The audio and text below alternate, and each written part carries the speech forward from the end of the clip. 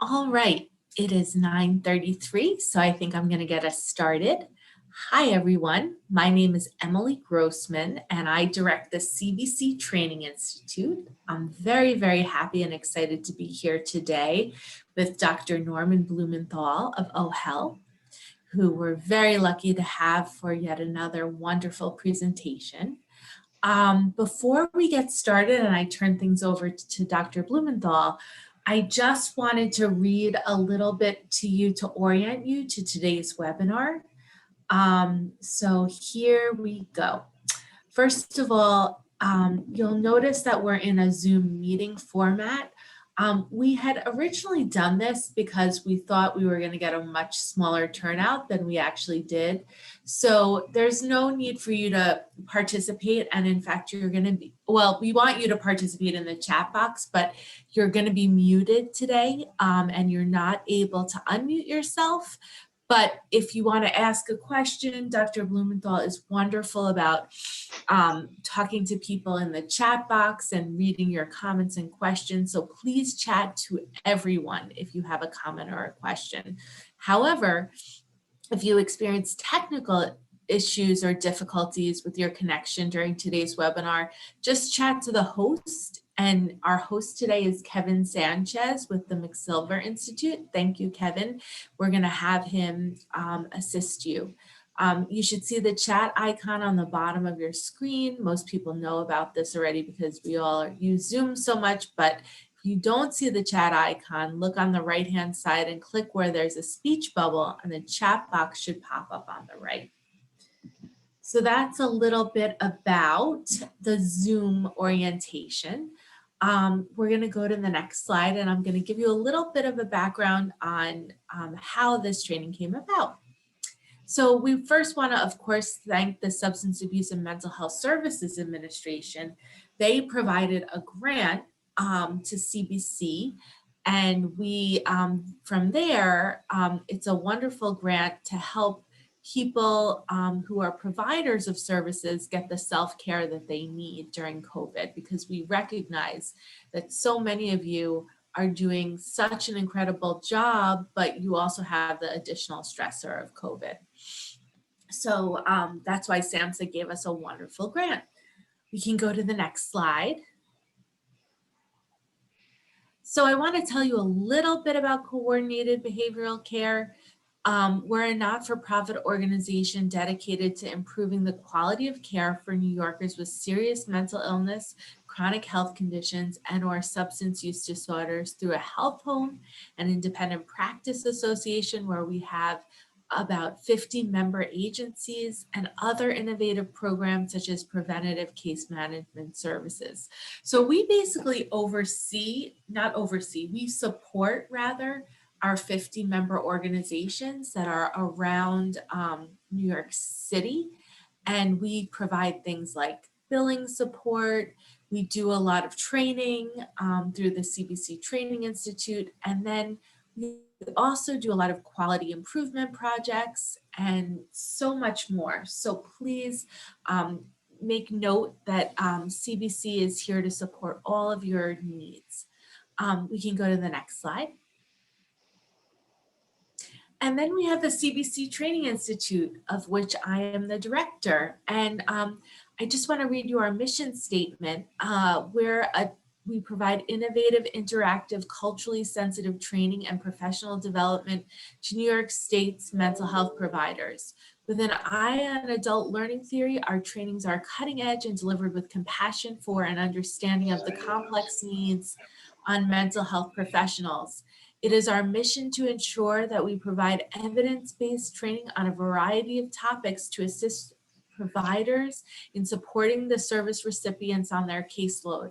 With a love of learning ourselves, we create trainings to be the scaffolding upon which a successful, rewarding career of service can be built. So we're so grateful that you all have a career of service, and we're here to support.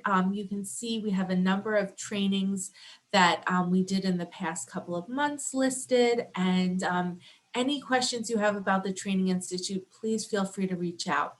I do want to let you know that this training is offering 1.5 CEUs today to LCSWs, licensed mental health counselors, and creative arts therapists only. So if you would like CEUs, I'm going to put an email in the chat box just if you have any questions about it, but we will send a link at the end of this training, and then we'll email it again where you can fill out your application to get CEUs for this training. So also the training slides and the recording, we are recording today, will be posted on the CBC website. I will put the link for that in the chat box as well. And with that, I want to turn things over to Dr. Norman Blumenthal so that he can get us started on trauma. Thank you so much for being here today, Dr. Blumenthal. Thank you. Thank you very much. It's a great pleasure. First of all, make sure you do hear me. Let me just make sure, right? Yep, we hear you. We hear you. Okay, terrific. Thank you. So if we can just go to the next slide. Okay, so that's a list of the topics I'm going to cover today. I'm going to cover them, but first let me just say a few introductory remarks. First, I want to begin by thanking Emily Grossman and the staff at CBC. It's really been a great honor and privilege to work together. I think the turnout and the efficiency with which this has been put together is really a tribute to them and to the great work that they do. Also want to acknowledge my own organization that I work for, OHEL Children's Home and Family Services, which we usually just refer to as OHEL, which I'll talk about a little bit later towards the end of actually at the very end of the presentation. But I want to thank, first of all, my coworker at Civi Ryder, who helped coordinate this from an administrative position, our clerical secretary, Laura Bart, as well as our CEO, David Mendel, and our board and presidium that make it possible for me to do this kind of work. And I also want to make a special shout out for Kevin Sanchez, our technical person. Where would we be today with all that, with the difficulties that we have and the pandemic, were it not for not only the availability of technology, but those who know how to navigate it as efficiently as he and his colleagues do. It's really also a very special privilege to address you guys, because I know all of you are service providers, and all of you are out there taking care of our community and taking care of our friends, family, and fellow citizens during these very trying times. And you all need to be commended. And if this is a small way in which I can pay you back, it really is my great privilege. Let me just, there's a bunch of chats. Let me just take a quick look. None of them are, oh, okay. Oh, there's some administrative matters that I'm sure that Kevin will take care of. So let me tell you how we're going to present this. You know, in a smaller group, we might present and have an actual exchange. It's not really possible. Right now we have 152 people on and more registering. So we're going to have to, as Emily said, rely on the chat. But I do want this to be as interactive as possible. So it is in that spirit. If you look at the topics, the first thing I say is vignettes. And really that's going to take us through probably about half, if not 3/4 of the presentation, which is I'm going to present you situations. And I want you to think about them and jump in and give me your impression and your opinion. I'll be checking the chat regularly so I can reflect back on that. So to not only just teach you concepts, but also to sort of put you in the position of the person with trauma. By the way, I did forget one thing, is I forgot to tell you a little bit about who I am. So I'm going to go a little bit, jump backwards a little bit, just tell you about my background. As I said, my name is Norman Blumenthal. I run the trauma team for OHEL. We're about, I'd say 15 licensed mental health professionals who help communities and individuals following either a loss, that was the bereavement piece, which I discussed last week, and a trauma. We were in Malibu after the Woolsey fires. We were in Pittsburgh after the synagogue shooting. We were in Houston after the flooding. And I will reference some of these interventions we made at a communal level. Obviously, I can't discuss individual trauma interventions that we've done because of confidentiality, but I'll certainly give you a flavor of the communal work we do. I actually did my dissertation on Holocaust survivors and their children. I am myself a child of a Holocaust survivor. So trauma is very much in my background, both personally and professionally. And that has very much shaped my career and the areas of expertise that I've developed. So anyway, so get back to the vignettes. So again, the vignettes, by the way, if they are about individuals, are made up. They are not actual cases. I'm not divulging anything specific interventions we have done, but they're representative of the kinds of interventions that our trauma team is doing, and I think will capture the content of the material. And then we'll get into what will define trauma. We're going to focus on 3 types of trauma: isolated instance, chronic and unremitting, and prevailing and intermittent. Those sound maybe a little confusing, but it'll make sense before you're done. Time permitting, we'll talk a little bit about what PTSD is. It gets a lot of coverage. A very interesting new area of study in the area of trauma, if you follow the literature, moral injury, and by the way, shame associated with trauma, which is some of the latest articles that are being written. Moral injury being when someone, because of orders they were given or pressure they felt, did something that they feel was unethical or immoral, and how that's a trauma. The sleeper effect, the dormant period, and that trauma tends to sometimes emerge later. Post-trauma environment, what kind of environment do we provide for someone when they have been traumatized? Immediate help, what are some of the things that you can do in the short run for a trauma victim? Post-traumatic growth, which is really one of my favorite topics, which is how people grow and emerge from a traumatic event. And then as I said, a slide or two just about OHEL.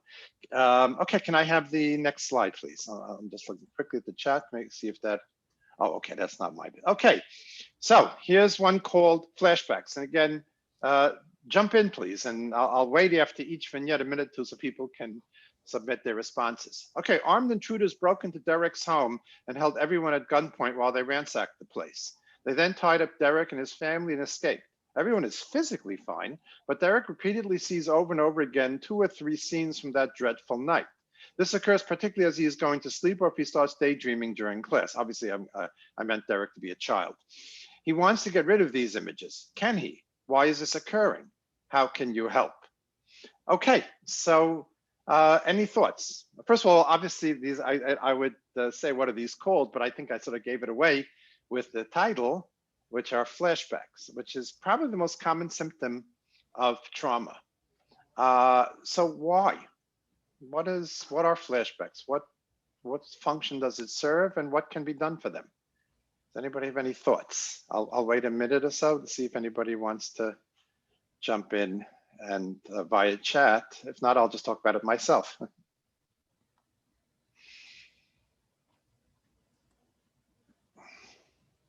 Okay, maybe the first one's a little, I'll give it a time. Let's got enough people have to type in. Here we go.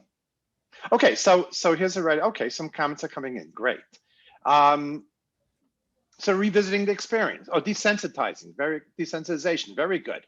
Revisiting the experience, it's an unresolved fear. Share his story slowly with periods. Oh, you're already coming up with how to do this. It'll actually bring down the emotion. Okay, so thank you, you're stealing my thunder. We're gonna get there, okay. Reliving the event, trauma narrative. Okay, very good point. Trauma narrative is very important. Intervention sense image replacement through accelerated resolution therapy or EMDR. Okay, great. Since the experience of the event and reliving the event. Okay, very good. So yes, you are reliving the event. And one of the reasons, the question we have to ask is, we don't have these kind of symptoms. Oh, here comes another, okay, hold on, just take quickly. Suggestion makes you revisit the experience, kind of a transference. Transference, I'm not sure if you're, what you mean by transference, but okay, one second, let me just, I'm sorry. Resolution, okay.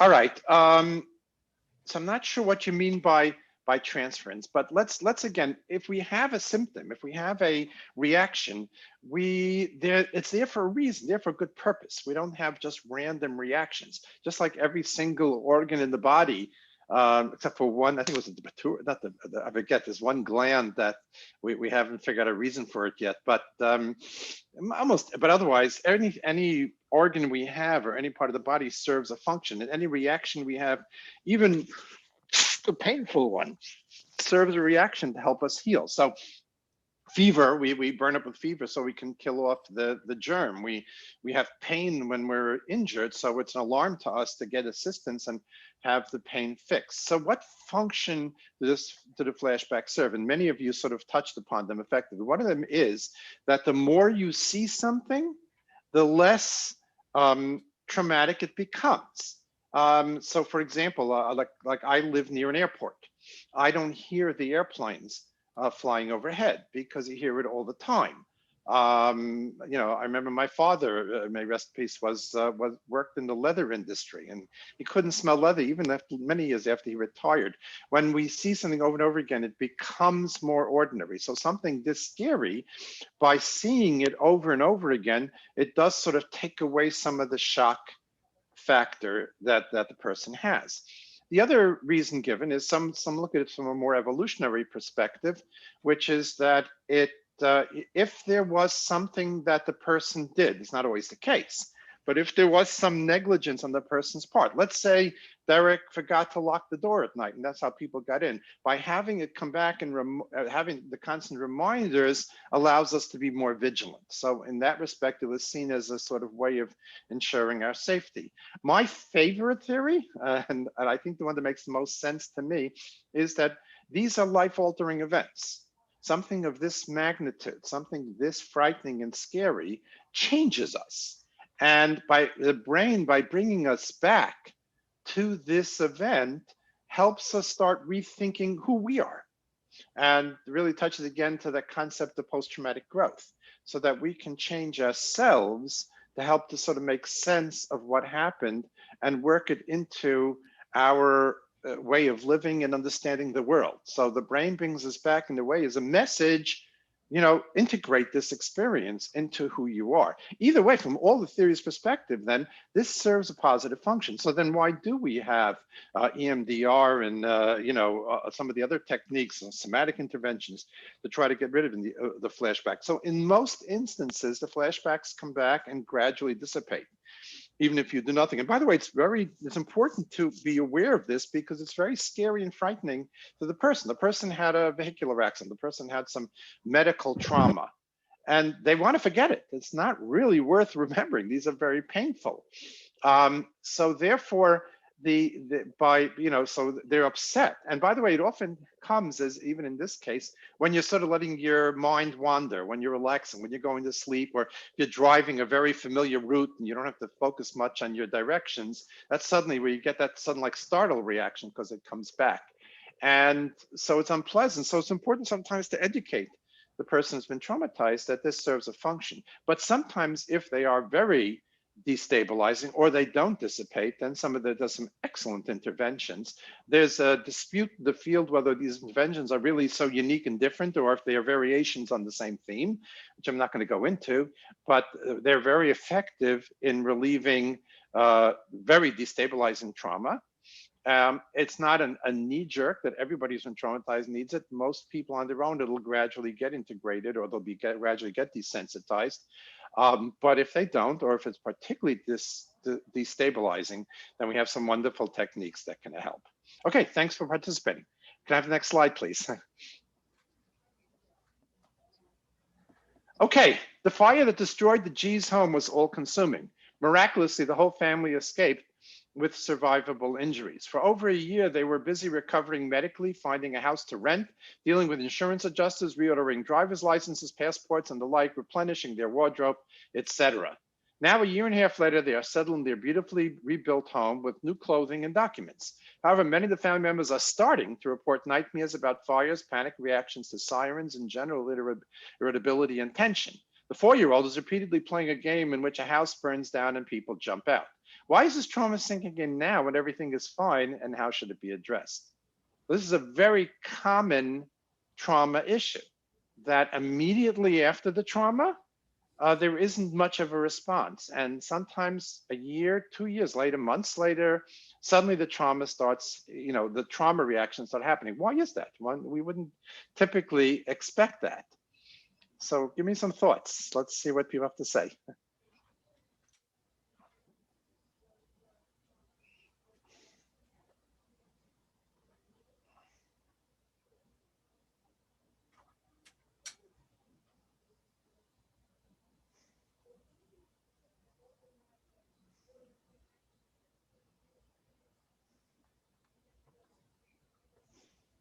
Okay, so here's somebody said the need to focus on tasks for survival, getting their needs met, served as a, ooh, I just lost it. Hold on a second.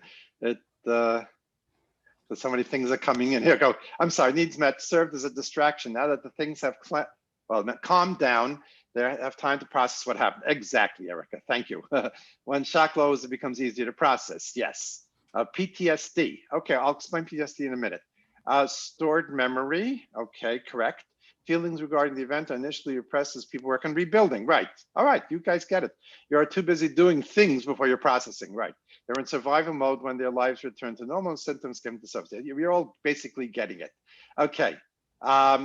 So yeah, a lot of responses. Okay, let me just an interesting about like it's considered like going back to the scene of the crime as it is similar to getting back into a car months after the accident, historical memory. Yes, that's true. If you're talking about the flashbacks, yes, that is, again, that's sort of the desensitization, but you're right. It helps you resume your life by going back. And this, by the way, is something we do in the trauma team, is that somebody, if there was a drowning, for example, of a family member, will go back to the lake, will go back to the ocean, to incorporate and integrate the trauma. But in terms of this situation, as most of you sort of indicated, we have a remarkable capacity as human beings that when we have practical matters to take care of, we can sort of park the emotional piece. We can sort of like put it away. It doesn't go away, it's there, but we can file it away for now and take care of these practical matters. And then when the practical matters are taken care of, then the emotional piece comes out. And we see this in particular with residential fires, because as was indicated in this vignette, you lose everything. You know, you don't have a shred of clothing, you don't have documents, you don't have pictures, you know, there's almost like a whole rebuild. You have to find some place to live. There's a lot that has to be taken care of. So therefore, you don't have the luxury of having the emotional response. Once everything falls in place, then the trauma hits. By the way, we saw this very dramatically. I know this is historical, but we saw this very dramatically with Holocaust survivors and Vietnam War veterans. The Holocaust liberation for most of the survivors was 1945. Survivors did not start showing up, those who needed it, in the psychiatrists and mental health professionals' offices till the mid-50s. They had to rebuild the whole world. They had nothing. They had no family, no home, no country. So they had to rebuild everything. And then once things got back to normal, 10 years later, they started having symptoms. Similarly with Vietnam War veterans, even though the war was over in the late 70s, we didn't start seeing people show up in VA hospitals with substance abuse problems and partner violence issues until the 80s, because again, they came back to rebuild the whole world. So we see this again and again, and by the way, it's also very confusing sometimes to the victimized person, because they're surprised. I think by now they should really be able to wipe their brow and relax. And just about when things are back in place, when you think they could put the trauma behind them, that's sometimes when the emotional piece comes in. And when you explain that to somebody, then it makes more sense. They don't think they're really losing their mind. I see some more chat things come in, so give me a second. Okay, that's a Also, that's a very interesting point that Deborah, you're bringing up is, what if you have flashbacks, but you can't remember that it actually took place? I'm going to get to that in a little bit about amnesia. So we'll talk about that soon. So just hold off with that. Now, by the way, just the whole issue, what about the kid, the 4-year-old who's playing this game with people jumping out of burned buildings? So I'm sure many of you realize that, and I'm sure, I don't want to spend too much time getting bogged down in the vignettes, but children express the very same trauma often through play. And therefore, so for the 4-year-old, this is coming out, okay, here's already a comment, so I'm probably gonna say that. Play is a children's process of emotion.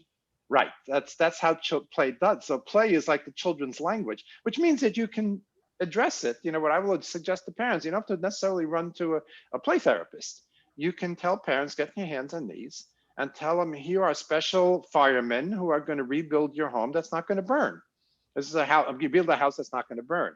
So in the context of the play, you can give them the assurances of safety, which again are warranted in these circumstances.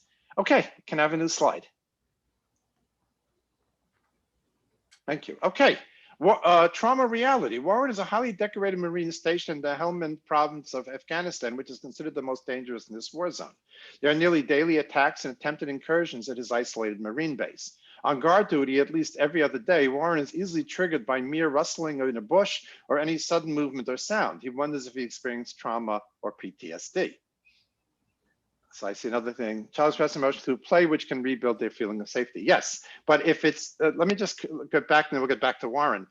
If the child is progressing in the play, if the child is developing a way of understanding the event and resolving the trauma, then you leave it alone and they're doing it themselves. But if it's a sort of a compulsively repetitive play, that means the child is stuck, just like an adult who can't get the images out of his head. And then you have to intervene, and you can intervene through the play.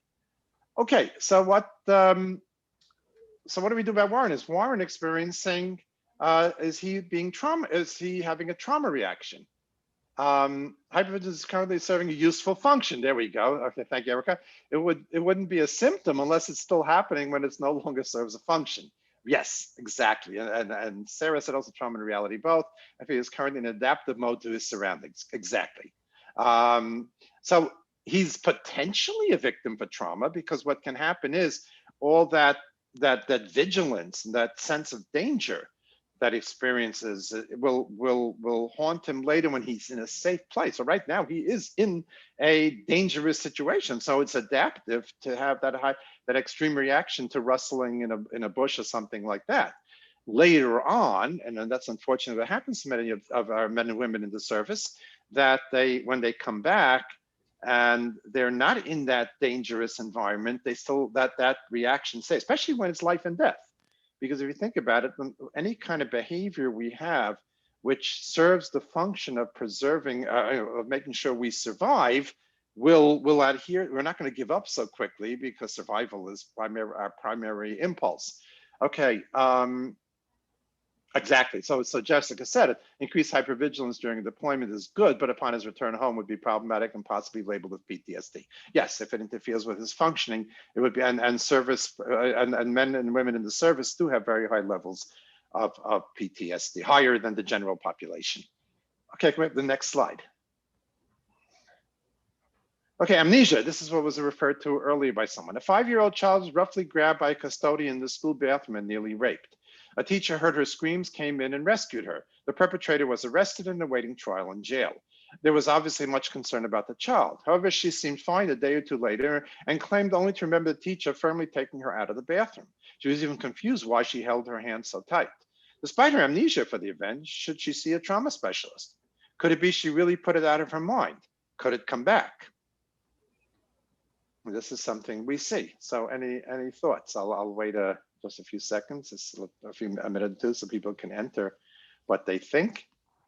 You're not going to fail this course. There's no summer school, don't worry. So don't be scared to say something.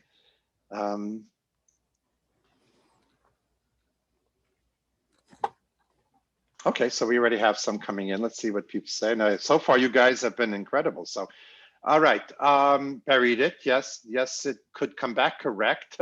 I would wait. All right, the memory can absolutely resurface. It can back, but but can it show up at any point in life? Yes, repressed trauma is a good idea to see, especially as soon as it might resurface unexpectedly at a later time. You might not understand the complexity of the flashback. Okay, good. Is that considered dissociative amnesia? Don't think so, but I'm not sure. I'm not sure myself. Yes, she should absolutely repress to help her keep moving forward, but we'll probably come back later. Okay, you guys hit it on the nail again. Sometimes, especially among children, yes, she could definitely benefit from seeing a trauma specialist. Credits for CEU, so it doesn't matter. Okay, so this does happen, and it's sometimes a little bit more alarming to the adults or the other people that there would be amnesia for a traumatic event. And in a way, that's good, because why should she remember this? This is something highly unlikely. If it was an event that could happen regularly and she had to learn her lesson, fine. But again, fortunately, we live in a very civilized society, and the likelihood of this recurring is slim, and she'll get the safety training that all the children get. So why should she be haunted by this memory? So it is possible that it's repressed, but it may come back later. In fact, sometimes in a situation like this, you might be concerned about it coming back when she starts pubescence and she starts feeling more adult-like sexual urges, etc. So it could come back.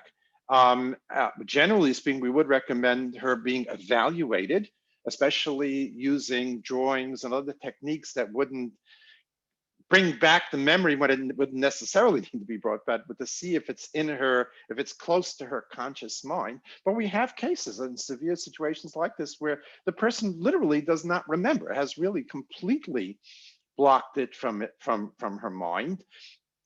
And there is no there's no distinct benefit to bring it back, or maybe to bring it to their attention when they're older, but not necessarily when she's younger, because it would be very distressing. And so again, you keep an eye on her, and you would have her probably be assessed, as most people said. But there are cases where it's assessed and it's really blocked out of the memory completely. And my experience with dissociation is more during the, it could be afterwards also, where the person knows it happened, but they don't associate themselves with it. It's almost as if they're watching it happen and it's happening to someone else, which is a defense mechanism used in traumatic events. Again, in rape situations, many women or survivors of rape will describe that. But I don't think it's blocked from the memory completely. Now, there's an interesting wrinkle to this, which is very telling. Let me just see some more chats came in. Wait, as children are resilient and may move on and only work when it comes back and impairs functioning. Yes, this child should be masking their feelings and outer body experience. Yeah, the dissociative is more of the outer body experience. I don't think it's amnesia. And you could, right, and children are incredibly resilient. One of the incredible parts of this work that we see all the time in our trauma work at OHEL is how kids not only are resilient, but are so adept at letting us know what they need if we listen to them.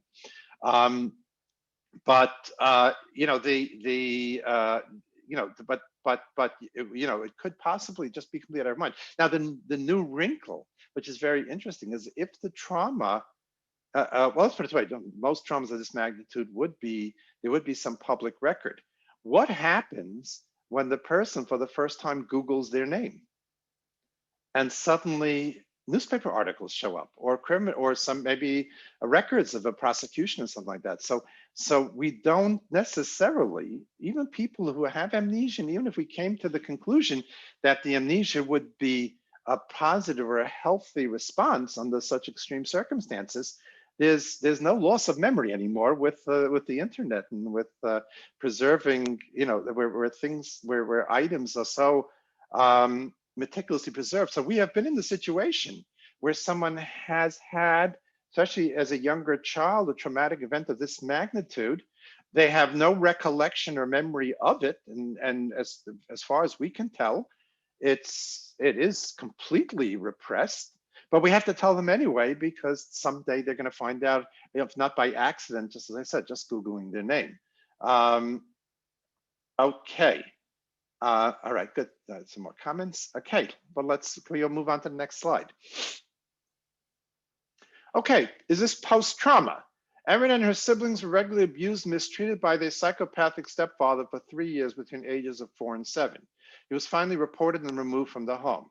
It's now 5 years since his removal, and Erin does not talk about her past victimization, nor has any overt reactions or flashbacks.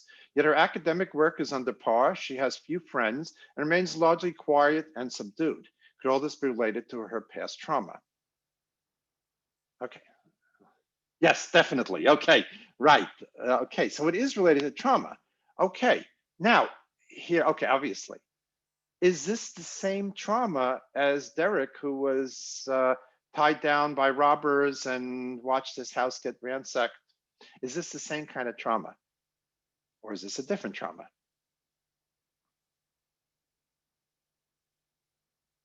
Chronic, okay. Very important point, very important point. There are, for now, we're going to say 2 types of trauma that evoke very different responses. There is that one sudden, highly traumatic event. Different, repetitive. Okay. No, it's different because of the interpersonal and meaningful relationship. Someone close to betrayed her. Very important point. Okay, I'm going to get back to that point. Thank you. That's a very important point, and let me make sure I have to get back to that. But let me first explain this: that there is that one sudden event. There is that flood and mudslide. Or let's put it this way: Hurricane Sandy. Where we were very involved with Hurricane Sandy. We had a grant from FEMA and we did a lot of that work. That was, meteorologists say that was a confluence of 3 weather events that would occur statistically once in 100 years. So it was possible, so even though there was a sudden change in one's environment and was a danger, it's not likely to recur. It's a one-time sort of event, but then there is a trauma that's day in and day out. And that is also traumatic, but that has a very different response. So let me just quickly look at some of the commentary. Oh no, please go back to the other slide, or I'll touch that yet. Go back, I'm sorry, I wasn't. It's very related. Not sure if it is PTSD at this point, but definitely overall depressive in nature. She might have some self-esteem and self-worth issues that have lasted for a while, more likely chronic and highly internalized into her psyche at this point. Exactly. Complex PTSD. Yeah. It's when it's every single day. In other words, when what happened to Derek, let's say, is the example, that he was horrified. He's screaming. He's shouting. He's having flashbacks. Erin and her siblings adapted to the trauma. They had to, they have no choice. So it became the norm for them. And the norm includes, by the way, a mental shutdown, a withdrawal, a listlessness. And that's the response to this kind of more chronic trauma, because you have to you live with it every day. So you kind of make sure it doesn't fully register, or you just resign yourself to the horror. And this is a different type of trauma and a different treatment as well. Very hard. These are, as I'm sure all of you know, these are the much more difficult cases. It's easy to help someone reclaim the sense of security and safety that when something highly exceptional happens versus when it was day in and day out. Now, somebody alluded to the fact that it was interpersonal, and we don't have time to get into everything, but it's a very relevant point. Research on trauma shows that if the trauma is perpetrated by another human being, then it is more traumatic than it is what the insurance companies would call an act of God, or that's a natural event. So an assault, a terrorist attack, a rape, in a way, is more traumatic than, let's say, let's say a flood, a fire, or something that's sudden, or that happens not by, sometimes it's unclear, like some of the fires in California, there have been accusations that the utility was neglectful, but still it doesn't have the same, connotation when it's clearly done by somebody. So it's an important point. We didn't have time really to get into everything, and I didn't have time to get into that, but that's an important point. Okay. But these are, so we're now cognizant of 2 types of trauma: the sudden event, that's the exception, and then there's the ongoing. So can I have the next slide, please? So here's an example. This is from a book. This is a little different than I've yet made up, but this is taken from a book called Escape from Camp 14 by Blaine Harden. For the first 23 years of his life, Shindok Yuk lived in a Korean concentration camp, exposed severe privation, torture, and neglect. He even told on his parents who were planning to escape and watched them get executed with no emotion. At the age of 23, he became the only known person to escape from these camps. Some people compare him to Holocaust survivors. Is that a legitimate comparison? So this sort of touches upon the same issue. Is it the same as someone who survived the Nazi concentration camps? Definitely. Okay. Yes, everybody sort of agrees.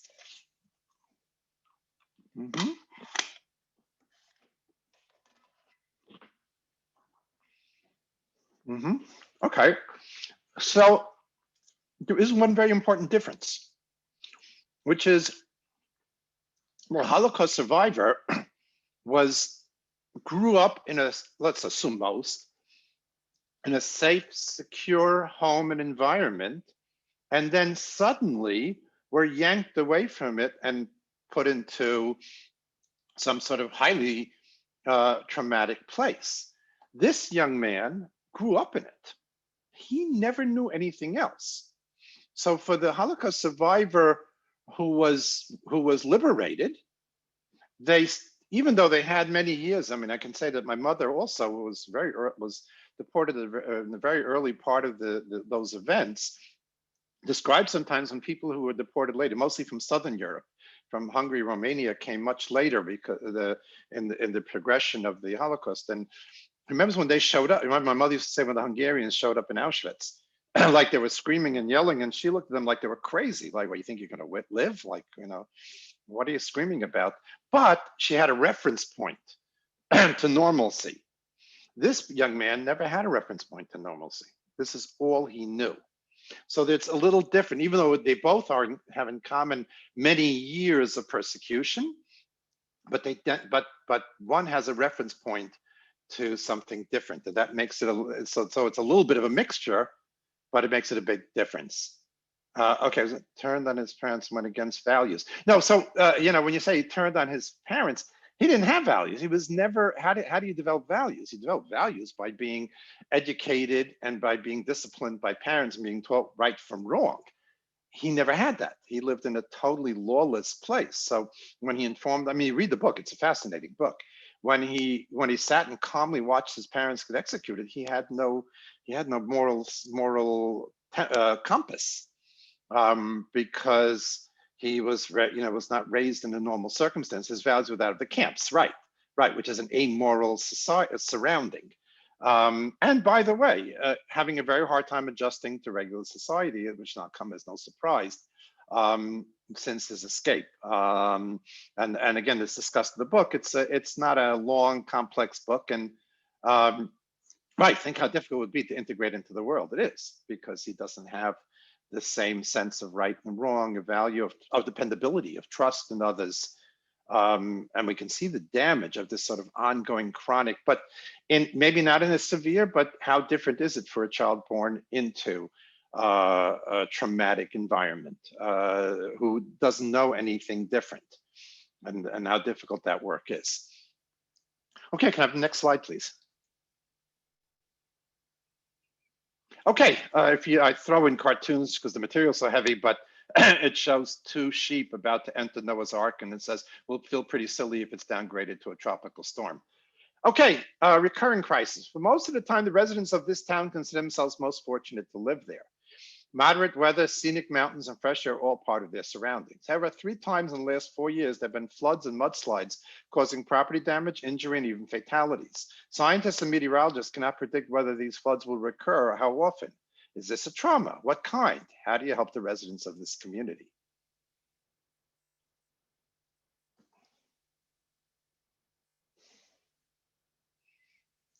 Okay, any thoughts?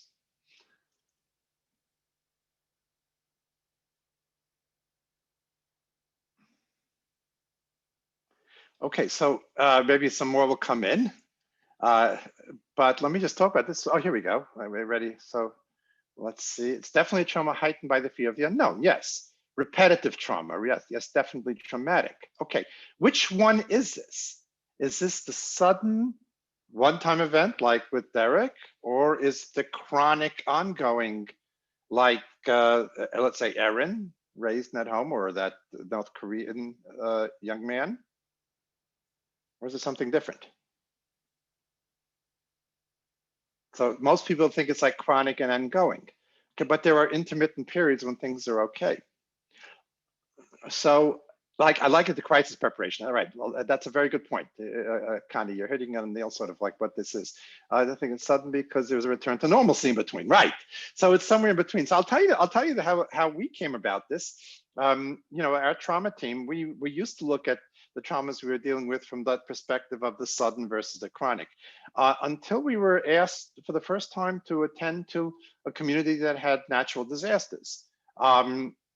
The first one we had to deal with was Houston. Houston had a series of very damaging floods. And there were 3 floods in a span of 16 months.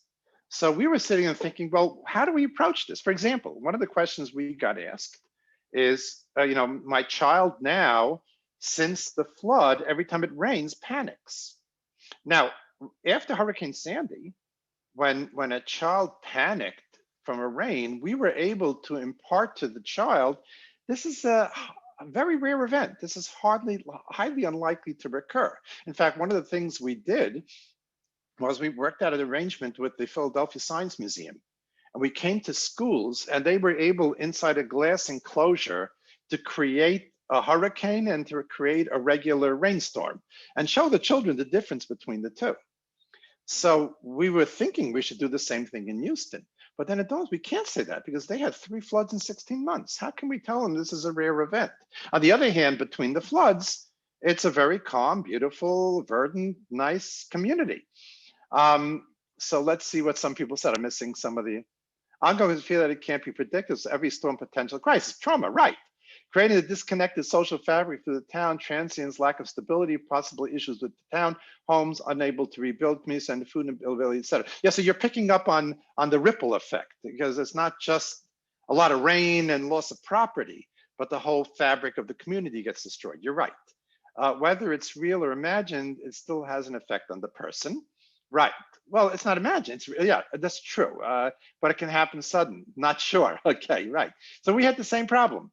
So we also was stymied at first. Like, how do we approach this? So actually, it's interesting, and I'll have that data later. So we did a literature search, and we actually found that the model for this kind of recurrent trauma was a town in Israel called Sderot.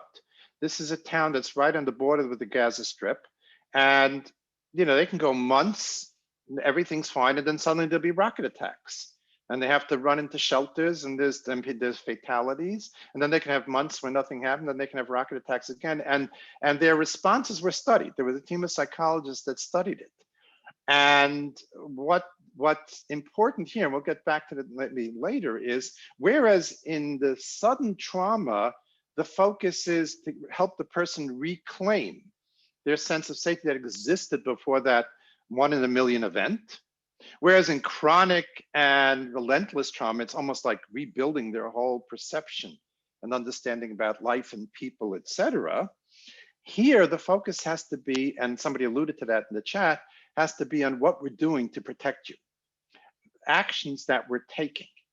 So the focus, for example, in Houston was, we're going to build homes that are more inside. They were building, the new homes were being built that were sort of more elevated. There was a cellar, which was, if it had got flooded, there'd be no damage. And then the residents, and it was brick, it was, and the residents lived high. In other words, we're doing something to protect ourselves. Or like in Los Angeles, where they build homes that are earthquake proof, or buildings that are earthquake proof. So that's the alternative approach, which is we don't try to help them reclaim that sense of safety as much as we try to impart to them that we're doing something. In Israel, in the city of Sderot, they had a very quick alarm system. So if rockets were coming, everybody could get into a shelter in time. So that was the emphasis. So you guys are predicting it. So can the COVID pandemic be considered chronic and intermittent since it's long-term, but it has been occurring in waves? Excellent question. I was going to ask that question later on. So we'll get to that. Okay. If we don't, we'll make sure before we end to deal with that. Where does COVID fit in this 3 levels of trauma? Okay. Let's get to the next slide. All right. Oh, there we go. It's already 10 months into the pandemic, and Ivy has seen many residents of the nursing facility that she works in succumb and die from this illness. Though taking every safety precaution possible, she lives with the constant dread that she will catch the virus and pass it on to her family members. She's particularly concerned about her son, who is a cancer survivor and immune deficient. Is this a trauma? How can she be helped? So that was the question that was just asked. Where in this, if you will, spectrum of trauma, of the sudden one-time event, the recurring trauma, or the constant chronic unremitting trauma, where does the pandemic fit in? Which one is that? And how do we approach those who are being traumatized, especially those frontline workers who are being potentially exposed and for whom it's a regular trauma. So on the one hand, okay, let's see what people are saying. So they say it's a chronic trauma. Yeah, because it's a year, a chronic trauma. It provides a sense of control by taking action. With COVID, we may have mass PP tests and vaccines now, right? Okay, so I think personally, it's a little bit more like the repetitive trauma.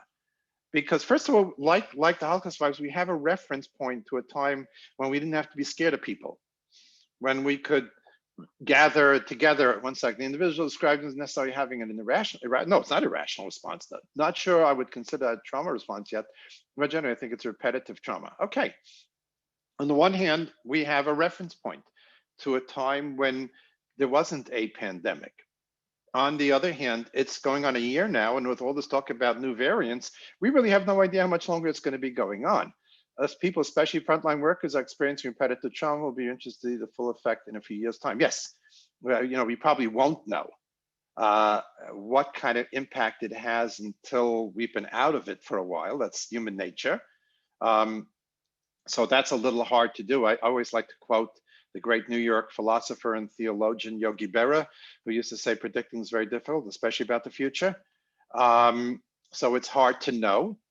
But our approach, it's very interesting.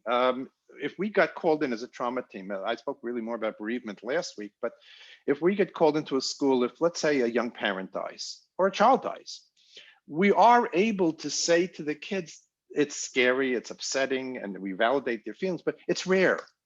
You really don't have to worry about this happening to your parents because a 32-year-old dying, fortunately in the times we live, is a rare occurrence. But now it's not. Especially last March, April, May was not a rare occurrence. And therefore we couldn't say that anymore. So the approach we took was very much like the approach we took with recurring trauma, which is we focused, and this was alluded to earlier, we focus on what we're doing. And that's really much the way in which, and by the way, I've done sessions with frontline workers, with people working in the emergency rooms of hospitals and in nursing care facilities, et cetera, or with the EMTs who go to homes, and many of them homes where people have the COVID virus. And we focus a lot on what we're doing. We have safety, we're wearing masks, we're wearing gloves, we're wearing shields, we're using hygienic practices, we're wearing in the healthcare facilities, we're wearing a full uniform. We're taking, so we try to achieve a resolution of the trauma. First of all, because we validate it, because it is real. And we focus on what we're doing. Again, very much like the example, and they wrote an example of the recurring trauma, that where our focus is much more on our actions, not on assurances of safety. Okay, just another comment just came in. Makes it worse because new mutations are found, and we wonder if the vaccine will work, and experts don't have data. Yes, by the way, that's, again, I didn't have a chance to get into everything, but you're alluding to something very important, Anne, which is that what exacerbates trauma is ambiguity, is the unknown. And there's so much unknown about this virus. We don't know what new variants are coming up. We don't know what the future holds in terms of, excuse me a second, its resolution. So it is, that exacerbates the trauma. And we don't know these new mutations and new variations and et cetera. So and how long this will go. So that makes the trauma harder for many of us and for our children as well. So that's a complicating factor in this as well. If somebody has a very, let's say even a painful illness, which I'm not minimizing, but knows there's a treatment and knows that ultimately, statistically, the pain will go away and they'll be able to resume their lives. That's very different than when a doctor sort of throws up his hands and says, I don't know, maybe this will work, maybe that will work. We don't know. That exacerbates the trauma. Okay, can I have the next slide, please? Okay, relocation. And again, Noah's Ark cartoon where one says to the other, I knew the woodpeckers were a mistake. Okay, Sarah's home, among others, destroyed during a flood. Her family had to be rescued by boat. They are now residing with Sarah's grandparents in a different state. Until her house is rebuilt, she can stay with her grandparents or move into a more cramped apartment in her prior neighborhood. Is she better off in the more comfortable home of her grandparents or in the smaller apartment, but reunited with her friends in school? Okay, let's see if there's any suggestions, thoughts.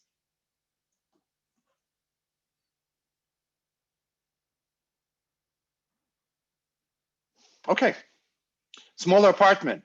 Okay, less change. Okay, very good. That tends to reunite with their friends in school. You guys got it. And that's what the research shows pretty consistently, that getting back to your routine and getting back into your social setting is more important than the physical comfort, and that it would be less traumatic for Sarah if she could return to her school, to her neighborhood, to her friends, even if she's living in a small cramped apartment, than to be comfortable in a big house and not have that. And again, if we think about it, what does trauma do? Trauma, as was alluded to before, trauma throws everything into a tizzy.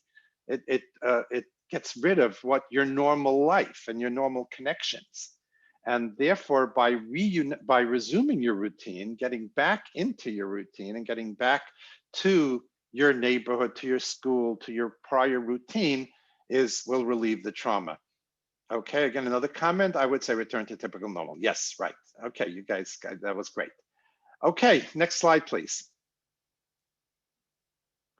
Okay, retelling. Again, the cartoon, he's facing a firing squad and says, it's awfully kind of you, but I'm trying to give up smoking. Okay, an Army medic who just returned from a tour of duty in Afghanistan comes to talk to you. While he was spared any injury, he witnessed horrific carnage, including soldiers dying in his arms, severed limbs, and the like. As he tells you all about these incidents, you remain attentive, but in a stunned silence. At the end of his visit, he thanks you profusely and tells you how much you helped him. What in the world did you do? Okay, welcome any thoughts, input. Okay. Right, you listened. Okay, you listened, you witnessed, right. Which, by the way, is very important because most people don't want to hear about these things. You know, most people don't. It's not something. It's not. Oh wow, a lot of comments. Okay, allowing the process helpful. Okay, a lot of safe space to tell the story. Yes, people don't want to hear this. People don't want to know that things like this go on. So the very fact that someone listened, and by the way, very important, didn't try to offer solutions. Just listened. And I have to tell you, this happens to me a lot since I do a lot of trauma work. I have people come to me who've been through traumas, and they come and they'll even see me privately sometimes and pay my fee privately, and I'll sit and listen to them. And afterwards, they tell me how much better they feel, and they're very and I feel like a charlatan. Like, what did I do?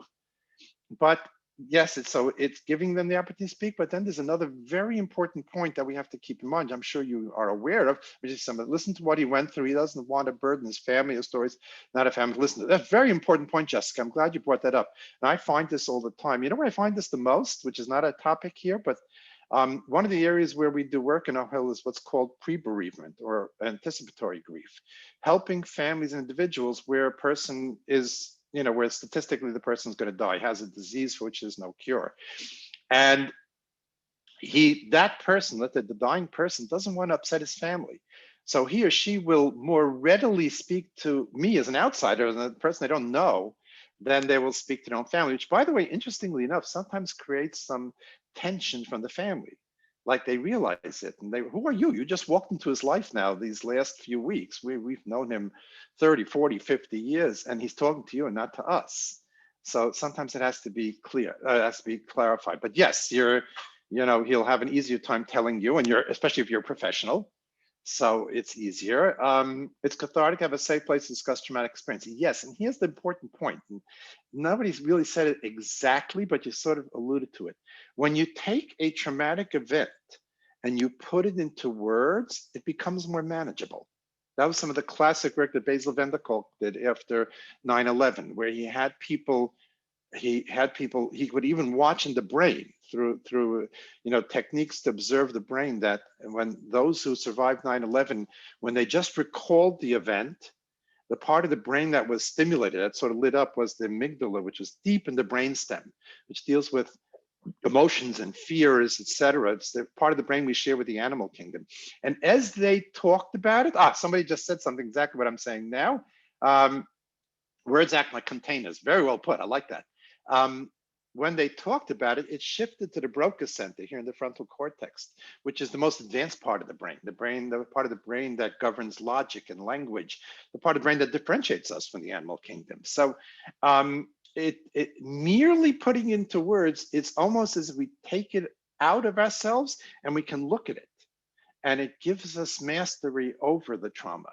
So the very retelling, and again, if anyone, with the pandemic going on, it's distinctly possible, if any of your family members or friends are going through a trauma or have gone through traumatic experiences because of what they had to deal with, just letting them talk about it without your offering, I'll ask questions for clarity, or I'll validate how difficult that was, but just allowing them to talk about it is already half the work.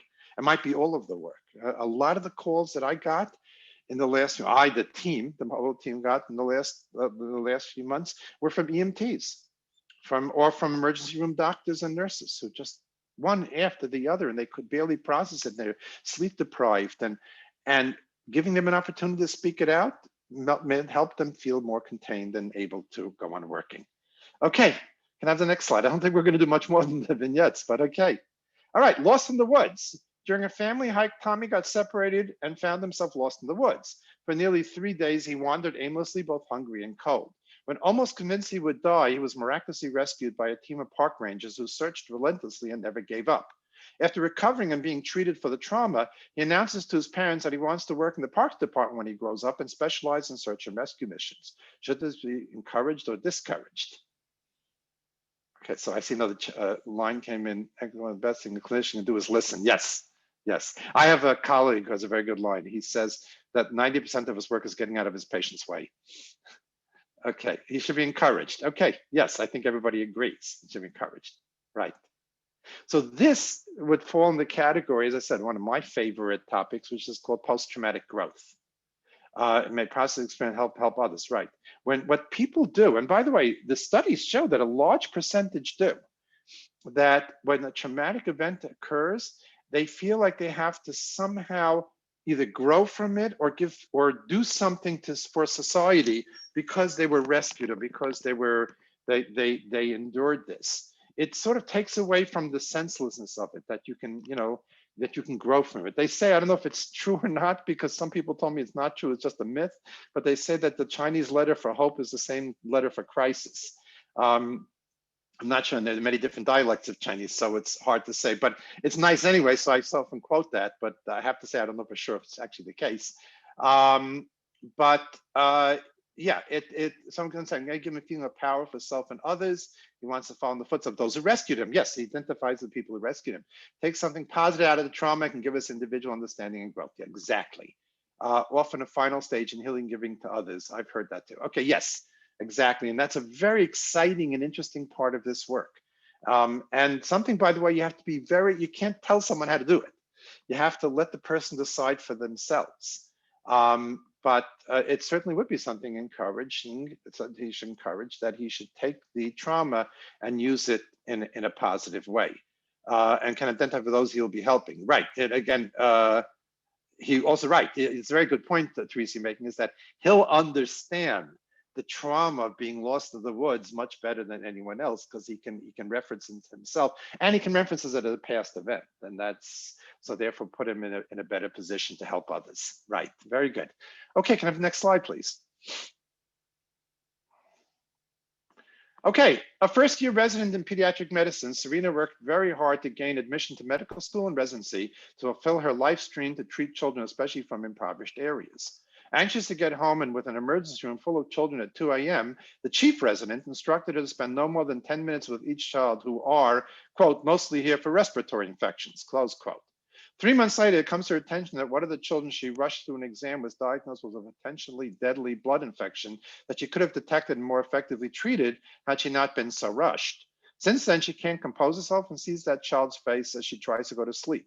Is this trauma? What kind?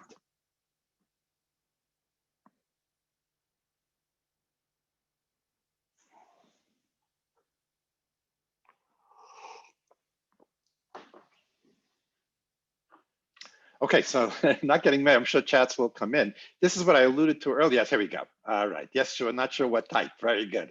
Okay, moral trauma. Yes, this is what's referred to as moral trauma or a moral injury.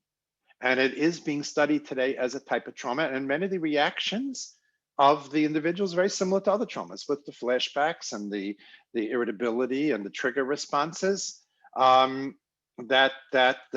Being coerced, and I don't mean somebody, we're not talking about situations in highly traumatic events where people are being forced to beat prisoners or something like that, but even one that might be, again, if you know anybody who's done a residency or managing an emergency room, especially in some of the more inner city emergency rooms, they get what they call slammed. They get, they're overexhausted, and they have so many people there that they sometimes they feel like they have to cut corners. I'm not saying it's right or wrong, but wasn't a deliberate. The chief resident didn't say that because he knew someone had a blood disease and wanted her to overlook it.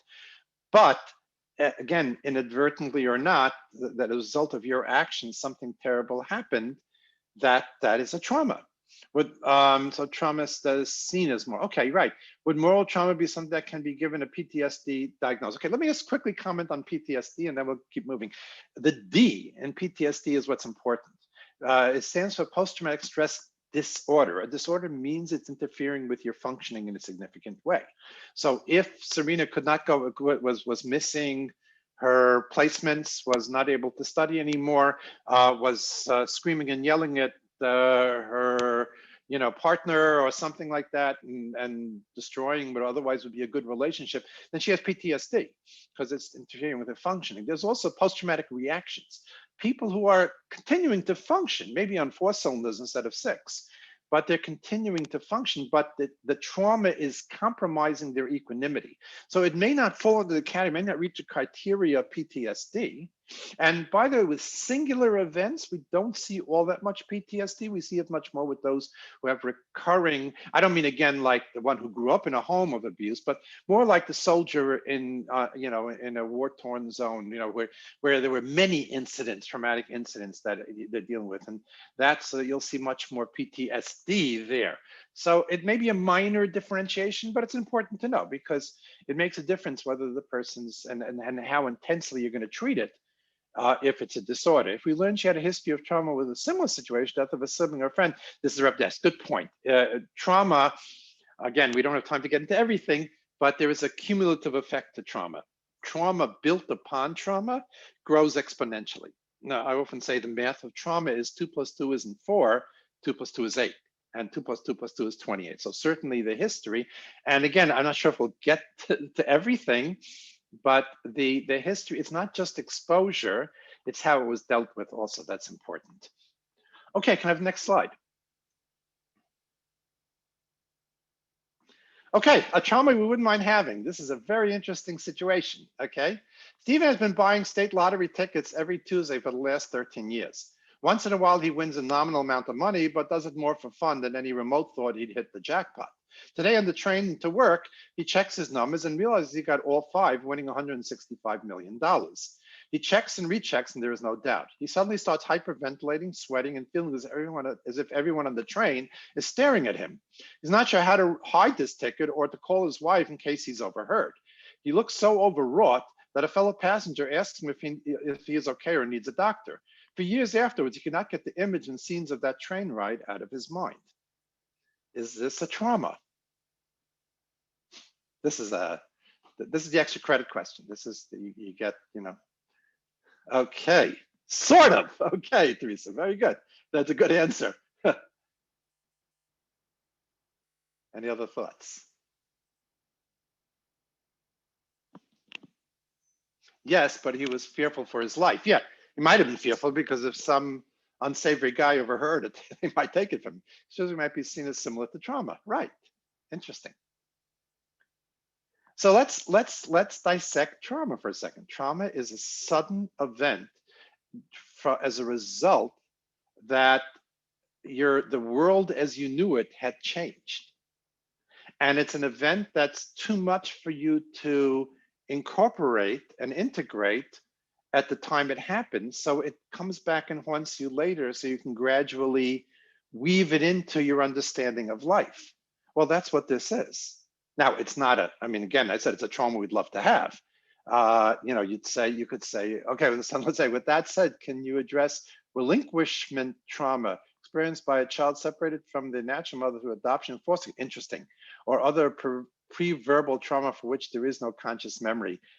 No, I can't. I mean, I know what you're alluding to, and there is such experience, and there are these early sort of, it's very interesting. I once read an article about twins, and they mentioned in the article that there was this photographer who loved photographing twins.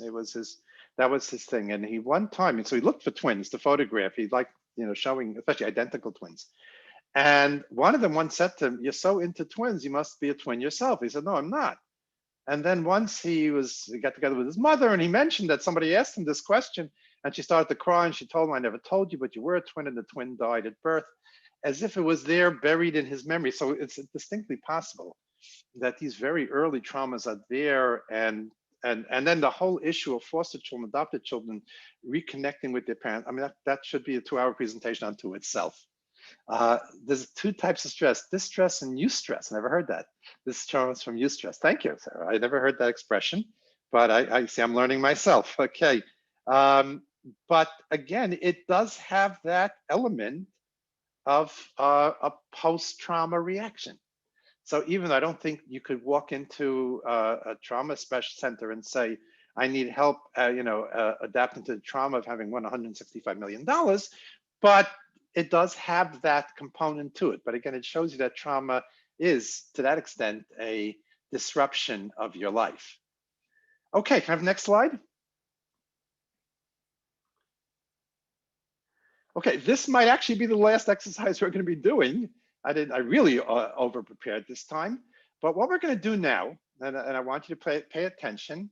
Okay, well, you could well pay for the treatment. Yeah, that's true, right? You don't have to worry about relying on managed care. That's right.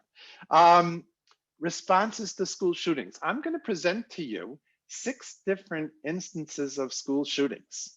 Again, this is not the most cheerful topic, I apologize, and how the community responded. And I'd like you to think about who's right, who had the right response. Okay, there's another, okay, I think that was that chat I just mentioned, right? Yeah, you could pay for the treatment, that's true, right? Okay, so we're gonna go through this, and then I'd like you to tell me, who do you think was right? Okay, for the next slide. Okay, I did this in chronological order. Oh, Columbine High School.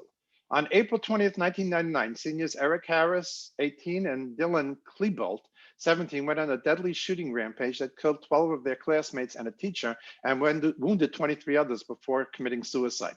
I should say, by the way, we don't use the word committing suicide anymore. I guess this is, I still have this in here. I realized that when I gave it in, but we try to get away from using that term because it harks back to when suicide was a crime. You commit a crime. So it should have said died of a suicide or took their lives. By the way, Dylan Klebold's mother wrote a book.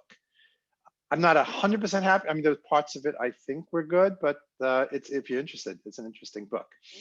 It took, of course, after this happened, it took 4 months for Little Town, Colorado school to reopen its doors after what was then the most fatal shooting in recent history. The library where 13 students were murdered was torn down and turned into a memorial. On August 17th, 1999, students cheered, quote, "We are Columbine," over and over to, quote, "Take back the school" rally as they returned to campus to begin a new school year. Okay, that's Columbine. Next slide, please. Okay, the white one-room schoolhouse surrounded by the fields of Pennsylvania Amish country became the scene of a tragedy on October 2nd, 2006. Charles Carl Roberts IV, 32, lined up 10 girls against a chalkboard and shot them, killing 5. As police closed in, Roberts took his own life. 6 months after the tragedy that shook the tight-knit and private community, a new schoolhouse opened a couple of hundred yards from the scene of the massacre. While the new school was a sign of resilience, there were also lingering reminders of the past. The schoolhouse came equipped with a locked and steel door and an emergency release bar. Okay, next slide, please. Virginia Tech. On April 16th, 2007, Sung Yu Shou, a senior at Virginia Tech, went on a shooting spree that terrorized the campus. The school's 3-story engineering building where 30 people were slain was turned into a scene of carnage. School officials heard suggestions that ranged from fully reopening all classrooms to turning it into a memorial to demolishing it entirely. The building went through extensive renovations and reopened as a Department of Engineering, Science, and Mechanics and the Center for Peace Studies and Violent Prevention offices and laboratory. Okay, next slide. Chardon High School on February 27, 2012. 3 students were killed when TJ Lane opened fire on his classmates in the cafeteria at the Chardon High School in Ohio. 3 other students were injured. After the shooting, the school developed a, quote, healing and transition plan, close quote, to make students feel comfortable returning to classes. The cafeteria where the shooting occurred was repainted and the tables were rearranged. On March 1st, 2012, students and parents attended a walkthrough of the school where grief counselors were on board before classes resumed the next day. Next slide, please. Next slide. Yeah, thanks. Newtown Massacre. A panel of 28 Newtown officials voted unanimously for a plan to tear down Sandy Hook Elementary School, the site of one of the worst school massacres in U.S. history, and rebuild a new school in its place. 20 first graders and 6 educators were killed when a gunman opened fire at the school in December 2012. 3 weeks later, students went back to school at the building that used to be the Chalk Hill Middle School in Monroe, about 6 miles away. Each classroom was painstakingly recreated how it had been left at Sandy Hook, down to the placement of a crayon on the desk. Okay, next slide, please.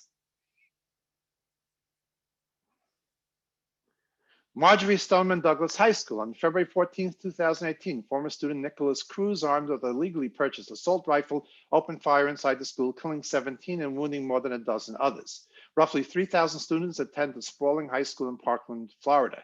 After the shooting, residents erected a large makeshift memorial outside the school with 17 crosses bearing the names and pictures of the victims. The freshman building where the shooting occurred will not reopen. School officials plan to eventually raise the building. In barely a few days, the digital native students started a movement dubbed #NeverAgain, launching a nationwide campaign with demonstrations and walkouts protesting gun violence. Okay, who's right? Okay, let's see, Jessica. I don't think there's a correct response. People react differently to trauma. If there's a positive unity, healing, and growth, then so be it. Hearts say each district did what they felt best. You guys are good. I agree with Jessica. Okay, great. Yeah, you didn't fall for my trick.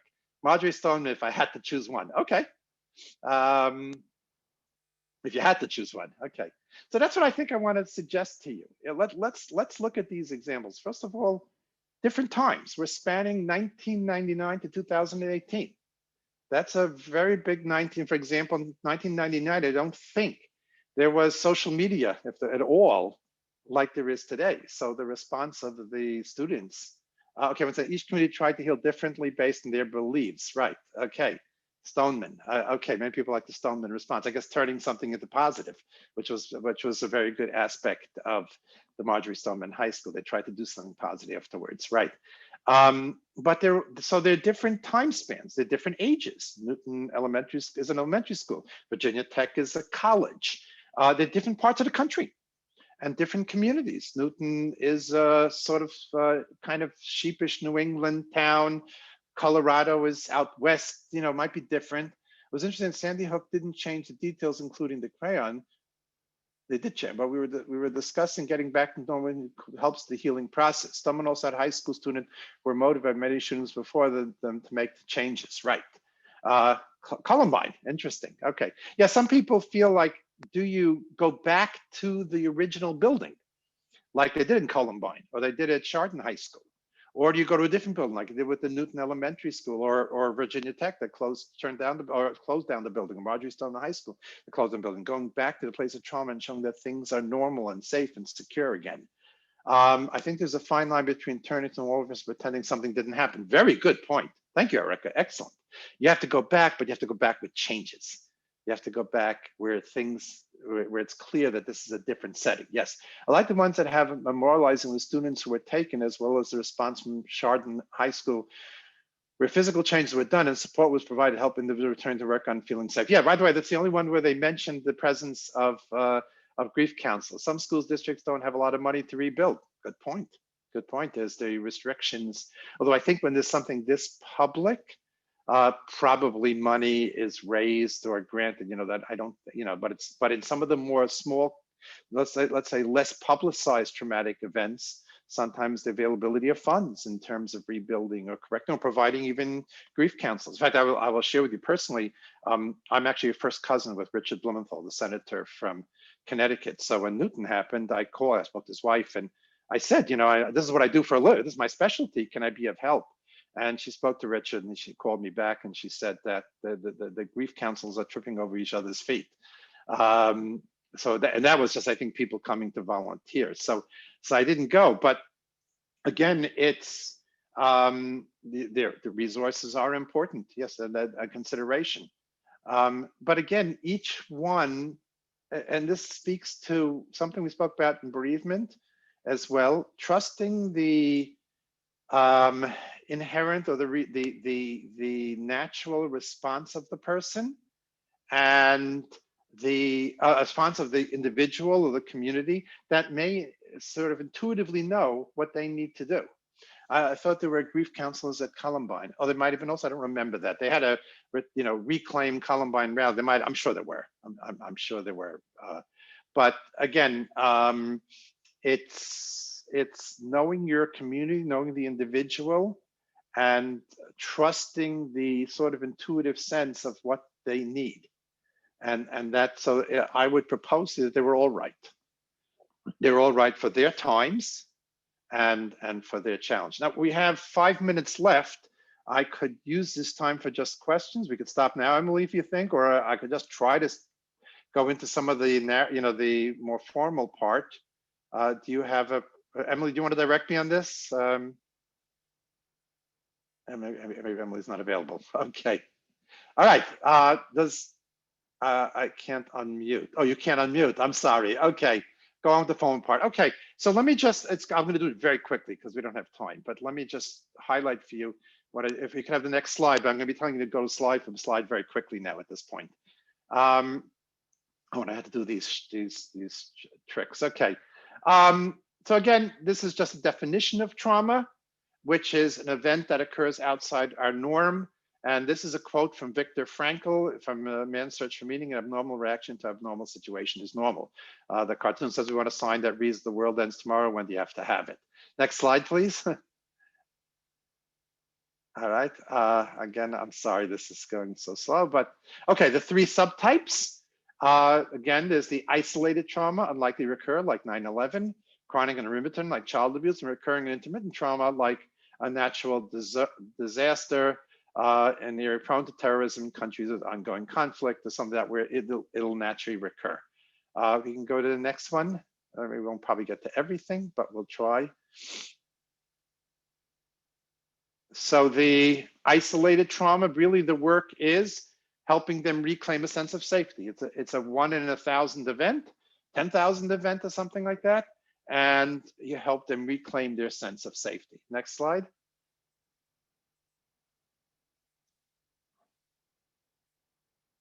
All right, and again, what we said, let's go to the next one.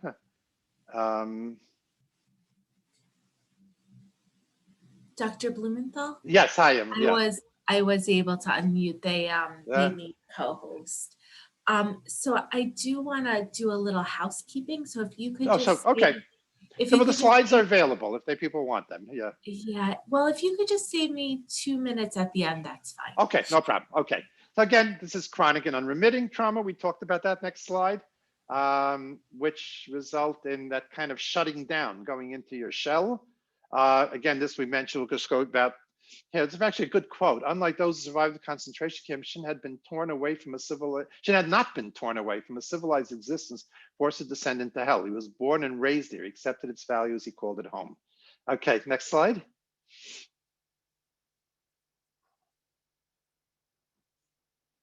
Okay, important part of understanding chronic and relentless trauma are what we refer to as ACEs, which is acute childhood, adverse childhood experiences.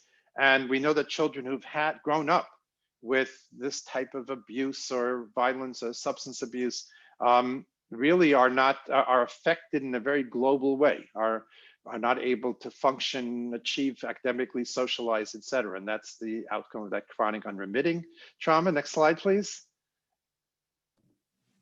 You know what? Well, all right, let's just, again, these are just some of the data on ACEs, which you can access. Next slide.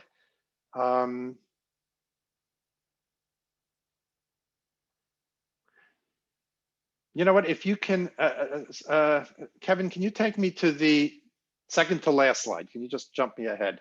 Because I don't think we're gonna have time. Is that possible? Or we'd have to go through each one. I have to go through each one. That we won't have time for that. Okay, here we go, thank you. Let me just say a quick word about our OHEL team. Thank you. Actually, can you go to the previous one and then I'll go to this and then we'll do the last two, okay? I just noticed it as you said. Can you go to the previous? This is a great quote from Viktor Frankl about post-traumatic growth. And basically he said, how did he counsel? He's a psychiatrist who survived the Holocaust. And how did he counsel people in Auschwitz? And what he basically said was, instead of questioning life, we have to look at life questioning us. Very beautiful quote. I would suggest you take a look at it. Let me have the next slide. Just again, OHEL is, founded in '69, really is an orphanage originally. It has 1,500 professionals do foster care, etc. Our trauma team is available, and these are the areas that we addressed. In the last slide, I just want to make sure to mention it because it's really worth knowing about, and then I'll stop. We did put together a COVID-19 resilience workbook, which is available. There might be a nominal charge for shipping, I don't remember, but if you're interested, it's very child-friendly for ages 5 to 10. Or if you need the assistance of our trauma team, that's our contact information. Okay, again, I have a tendency to over-prepare and I apologize. All right, Emily, it's all yours. Okay, thank you so much, Dr. Blumenthal, for that very stimulating presentation. Wonderful. I'm glad we had so much participation. Thank you all for participating. I have just put the CEU application link into the chat box. If you can click on that link, if you are a social worker, an LCSW, an a licensed mental health counselor, or an LCAT, you can get your CUs that way. We will also be emailing out this link to all of you soon in the next day or so. So we have all of your email addresses. People that attended the full training are the ones who are eligible for CEUs. And I also want to say that if you wanted to get the slides of this presentation, or if you wanted the recording of this presentation, I am going to, in a moment, put the link to CBC's website where you can find that. So let me just add this to this link to the chat box to fill out your CUs one more time, just so you can do that. And thank you so much, everyone. And again, thank you to Dr. Norman Blumenthal from OHEL. And oh, there is a question, if I filled the first time, do I need to fill out the application every time I attend it all? Yes, you do need to fill out the application each time because each one is different. So yeah, so I'm gonna put the link to our website in the chat box now. That's where you can get the slides, and we will keep the room open for a couple minutes just so that folks can, just so that folks can fill out the form. So if you have any questions for us, you can email us at ceus@cbcare.org. I will put that information in the chat box in a moment also. And thank you again so much for being a part of this training today. And thanks again to Dr. Norman Blumenthal.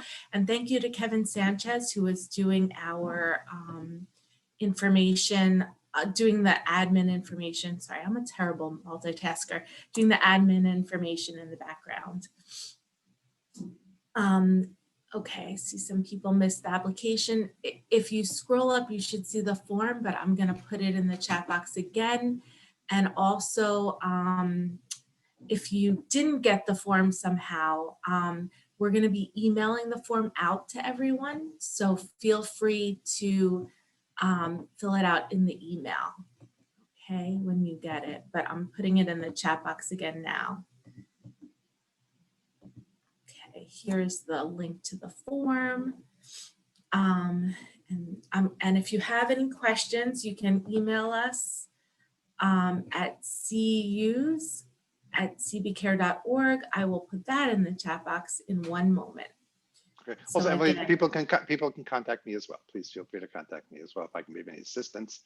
Thank you so It was much. asked whether the workbook can be printed. Yeah, I think we can send you printed versions, or I think online, I believe. But go to the site and that'll be clarified. But I think both are available. I'm sorry. Okay, sorry. Dr. Blumenthal, do you want to put your email in the chat box Sure, as well? that's or a good. would you- Sure, I will. I will be happy to Okay. do that. Yeah, right. Great. Thank you so much. And thank you again, everyone, for being here today. Oops.